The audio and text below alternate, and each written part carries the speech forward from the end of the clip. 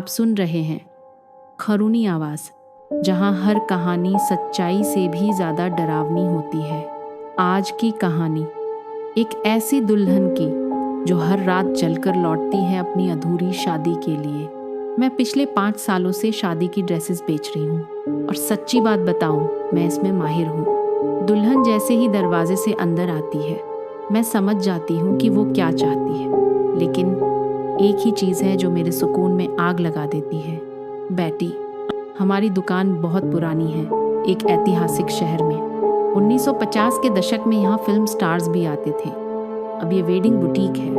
एक रात जब मैं दुकान बंद कर रही थी, तभी कांच के दरवाजे पर एक औरत दिखी, लंबी, बेहद खूबसूरत। उसके बाल फ्रेंच ट्विस्ट में थे, रंग था शहद जैसा, हल्की हरी आंखें, दूध सी निखरी त्वचा और एक लैवेंडर रंग की पुरानी ड्रेस।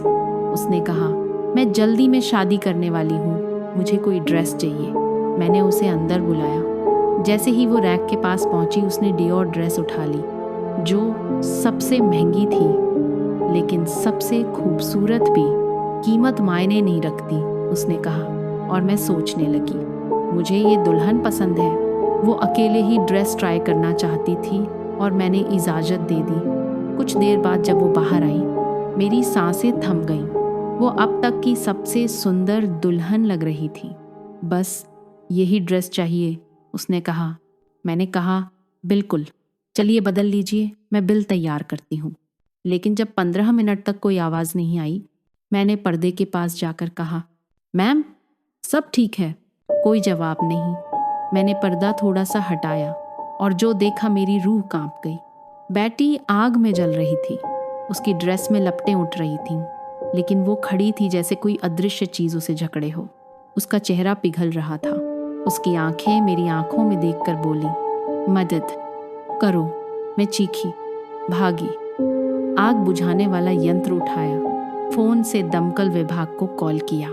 जब लौटकर आई, मैं फोम छिड़क रही थी पूरी ताकत से, और जब आग बुझ गई, बेटी गायब थी, कोई जलने का निशान नहीं। ड्रेस फिर से उसी हुक पर लटकी थी, जैसे कुछ हुआ ही नहीं। दमकल वाले आए, मुझे देखा, फोम देखा और हंसने लगे। मैम, शायद आपने कोई मोमबत्ती जला रखी थी, और मुझे पता था, मैंने बेटी को देखा था। मेरे बालों के सिरे झुलस चुके थे। मैंने सोचा शायद ये बस एक डरावनी घटना थी, लेकिन अगली रात वही वक्त वो फिर आई, वही मुस्कुराहट, वही पुरानी ड्रेस, वही शब्द, मैं कल फिर आऊँगी ड्रेस ट्राई करने। मैंने उससे चिल्लाकर बात की, पुलिस की धमकी दी, पर उसकी आंखों में आंसू आ गए। माफ़ कीजिए, मैं कल जल्दी आ जाऊँगी।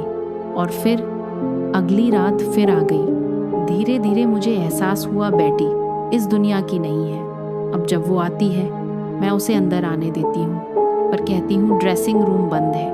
वो मुस्कुराती है, डियोर ड्रेस को देखती है और कहती है, कल ज़रूर ट्राई करूँगी। हर रात बेटी आती है, हर रात वही ड्रेस, वही मुस्कान और वही अधूरी कहानी।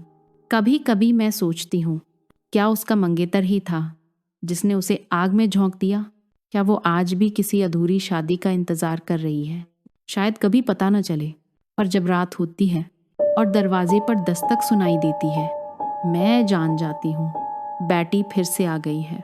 अगर आप भी कभी किसी पुरानी दुकान में जाएं और कोई अनजान दुल्हन आपसे ड्रेस मांगे, तो थोड़ा सतर्क रहिएगा, हो सकता है वो बेटी हो। ये थी आज की कहानी।